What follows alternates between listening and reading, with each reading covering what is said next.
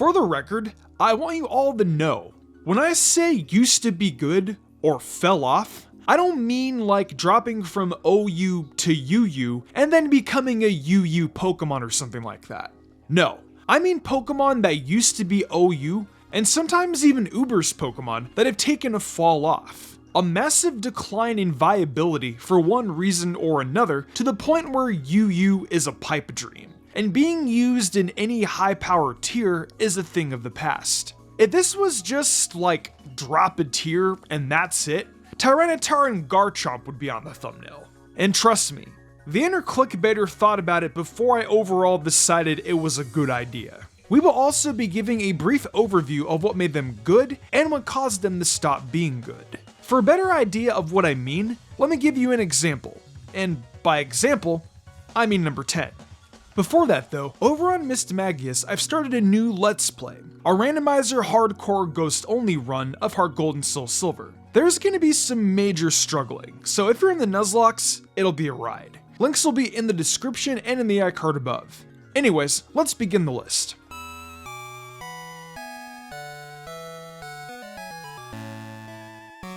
This should hopefully be the only time in the video I say lost Toxic, because this is the only Pokemon on this list that was neutered this hard by losing it. Vaporeon was at the very least decent back before Gen 9. Sure, it was ranked in NU back in Gen 8, but it would still see at least a decent bit of play and up to UU for people who really wanted to use it. It wasn't used in OU because, well, Toxapex. But access to Wish, Protect, Scald, and Toxic made it a really annoying Pokemon to deal with thanks to its efficient water typing. And then, in Gen 9, they took away Toxic, and they took away Scald.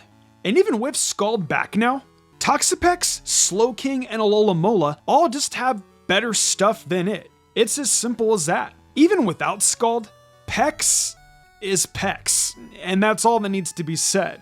Well, that and the 3 Pokemon I listed all have Regenerator. Honestly, when I think of Pokemon whose viability tanked immensely after a while, I think of Metagross. Metagross was ranked OU from Gens 3 to 5, although in Gen 5 it was by technicality, and it should have been in UU. And then they nerfed Steel, and Metagross went from having like 2 weaknesses all the way to 4. This doesn't sound like a big deal at first, but then you see what those weaknesses were. Dark made it an absolute victim in the face of Pursuit and the now buffed Knockoff, and being weak to Ghost just sucked honestly, because Gengar went from something that was a minor inconvenience to something that potentially forced it out. Yeah, sure, they gave it a whole Mega, and that Mega went on to be balanced in Gen 6 and somehow stronger in Gen 7, but base Metagross is an actual victim. These extra 2 weaknesses really hampered regular Metagross to the point where its base form is RU in Gen 7 and 8. Admittedly, there are other factors involved with this, such as the fact that new Mons meant new power creep. And even when Aegislash got nerfed, there was no reason to use Metagross over it. Plus, it was now walled to oblivion by Mandibuzz, which now threatened to foul play it. Metagross wasn't min-maxed enough, sadly, and that low base 70s speed and lack of viable recovery finally got the better of it.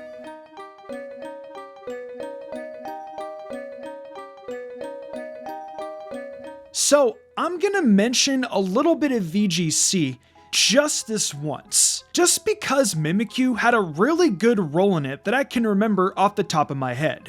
In VGC, if it held a Focus Sash, it was guaranteed to get Trick Room up because it didn't take damage when its disguise broke, so it essentially had 2 Focus Sashes. In singles, it had a solid place in UU for kind of this exact reason. It was a really good lead last I checked, and with access to Swords Dance and 2 Focus Sashes, it was a problem immediately on Team Preview. And then sadly in Gen 8, Game Freak realized what a bad idea it was to make Mimikyu have 2 Focus Sashes, and they nerfed Disguise to where Mimikyu took damage upon losing its Disguise, and its niche was gone ever since. That's it. That's the entire reason why it's not as good anymore. It's been an RU lifer ever since in singles, which is okay I guess, and it has never been seen in VGC again to my knowledge. But someone can correct me on that. And no, losing access to its Z move isn't that huge, albeit I do miss it.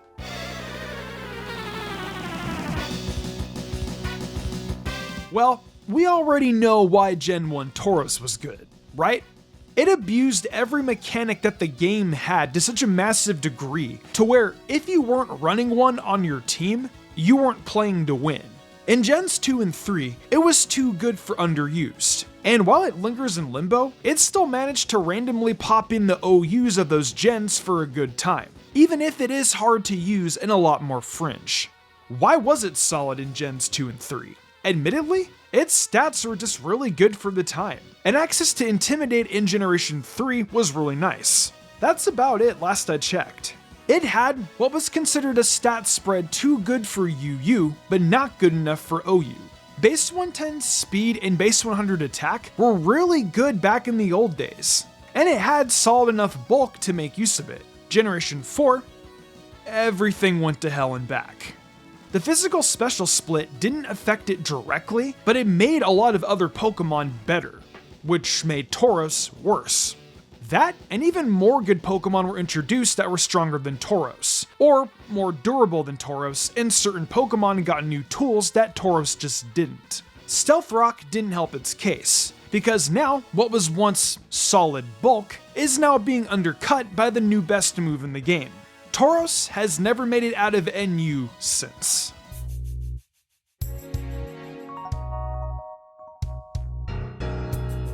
Staraptor is one of those Pokemon that I just feel bad for every time I look at it. I am glad that it isn't a BL anymore, and it currently chills out in RU with its old buddy Lucario. However, it's saddening to see that Staraptor's base 100 speed and base 120 attack just don't cut it anymore. There are faster, better, stronger threats with better typings now, and even in UU of Gen 9, Staraptor couldn't cut it. Now, why was it UUBL from Gens 4 to 7, and arguably would have been UUBL in Gen 8? Well, let me tell you. Back in the old days, that attack and speed were monstrous. While it was frail and Intimidate didn't help that, a Choice Scarf Staraptor with Brave Bird, Close Combat, Double Edge, and U-Turn was one of the nastiest revenge killers one could get their hands on, even with Stealth Rock in the game. Although, admittedly, said rocks are probably why Staraptor wasn't used enough in OU. From Gens 4 to 7, every time it was allowed in UU, it shredded through the tier, despite the fact that, realistically, power creep should have caught up to it the same way it did to mons that were OU prior. Yet, it somewhat stood the test of time. Nowadays though, Low Kicks just does its job better, and there are more Pokemon around to wall it like Skeledirge and Garganacl, along with the returning Moltres. Now, this is where I'd say something about Goku, but you get the idea by this point. It's a real shame that Lucario isn't good. It was OU in Gen 4 with the niche and Ubers, which is neat, and it's OU by technicality in Gen 5, so not neat. Gen 6 and 7 were good gens for it in UU. Back before Gen 8 happened to it, it was another one of those Pokemon with a solid speed tier and good offensive stats. It could play whatever role it wanted, being physical or special, and it would be pretty solid in both, with coverage to hit the threats of the UU tier. Admittedly, in Gen 7 and 8, that's when things got bad for it. And honestly, it was really only bad for one reason. And no, it's not because it lost its broken Mega, although of course that wouldn't help.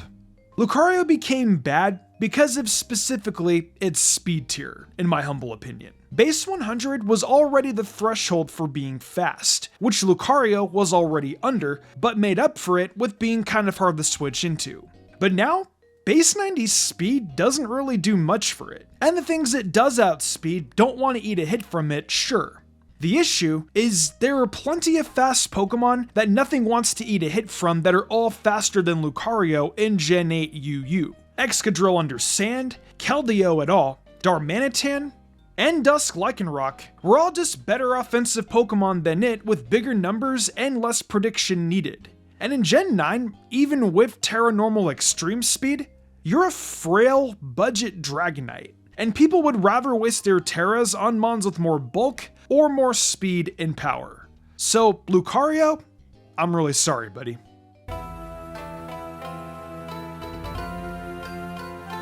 I wanted it to be a trio, but Entei was never good. Raikou and Suicune, however, were really good, and this is going to be a short segment because they're really only bad because they just kinda got replaced. Raikou's pure electric typing was nice and all, but for an offensive threat, base 115 special attack wasn't cutting it.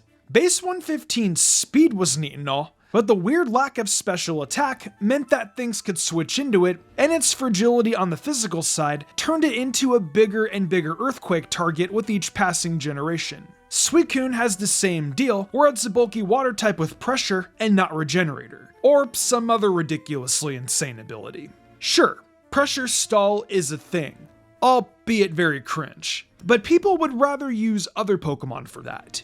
Suicune itself is a fine Pokemon, but it exists in a world of Toxapex, Alomola, Slowbro, and Slowking, who all take hits better and have Regenerator. Pressure is just bad on Raikou.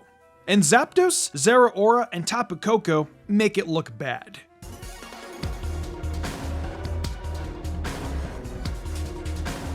Okay, I lied.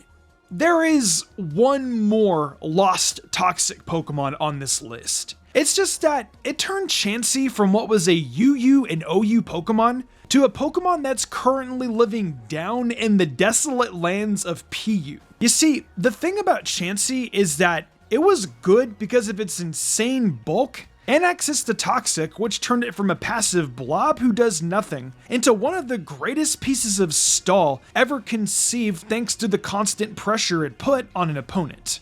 Nowadays, without Toxic, Mama Chansey doesn't do anything, and now it's in PU. Gen 9 took Chansey and annihilated it. Now, what about Blissey? Well, Blissey was better than Chansey starting in Gen 8, where it could hold a neat pair of boots. And this now Stealth Rock immunity lets it actually come in and flex its bulk, unlike Eviolite Chansey. This is why Blissey switches into Blood Moon better, before it got banned, of course. However, there are two greater fall-offs in Pokemon history. In my eyes, anyway.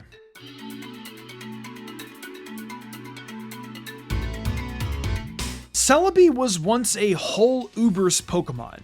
It was good back in Generation 2 because back then, Heracross was more niche, and was the only real bug stab user outside of random HP bugs meant just for it, due to how much it warped Gen 2 team building. Other than Heracross, who it can nail with a Psychic, nothing could reasonably kill it, so it got banned.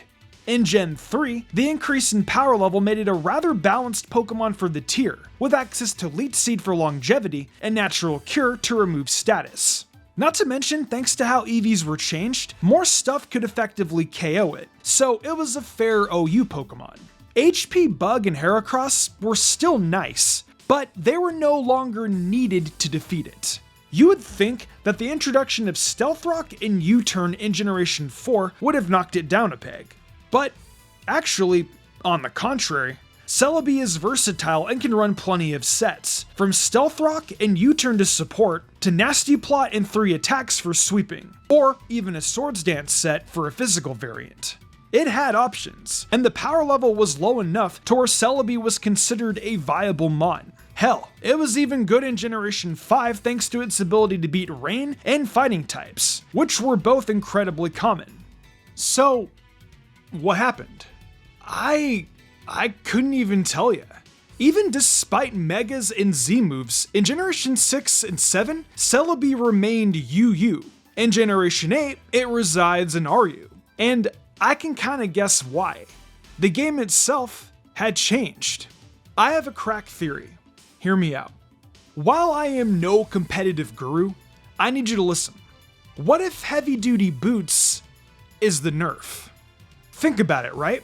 With heavy duty boots, U-turn becomes more free. And the Gen 8 metagame is incredibly pivot-centric. U-turn spam is everywhere, and Celebi is a massive U-turn target. This, combined with Zarude being better than it while also being a massive U-turn target, really hampers the viability of Celebi. Anyways, that's my crack theory. Let's move on to number 1, and I'll take my tinfoil hat off.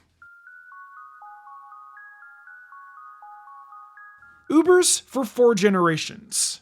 Dip to UU in 5, only to come back in 6 through 8 with a vengeance. All thanks to its ridiculously absurd customizable move pool.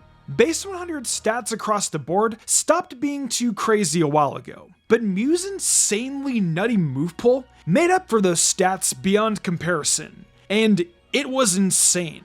It was an OU staple of OU staples from Gen 6 through 8, despite Megas in Z moves having existed ever.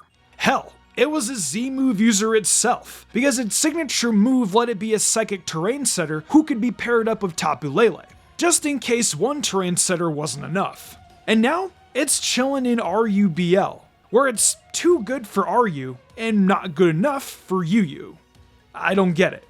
Mew has status moves, leftovers, and it doesn't have reliable recovery. That actually makes sense now.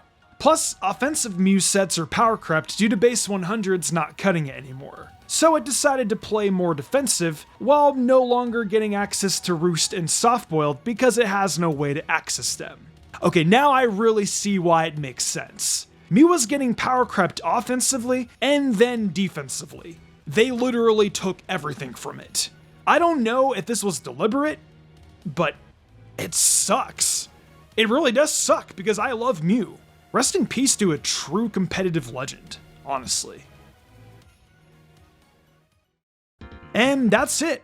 So, with this information in mind, there's a format I like to play where these moveset cuts didn't happen, even if it is a very non-serious tier. I talk about national decks a lot. It has Megas, Z moves, Terra, and every non-Uber all in one format. So it's fun to play when I want to turn my brain off and get hit with some weird stuff I can never think of on my own.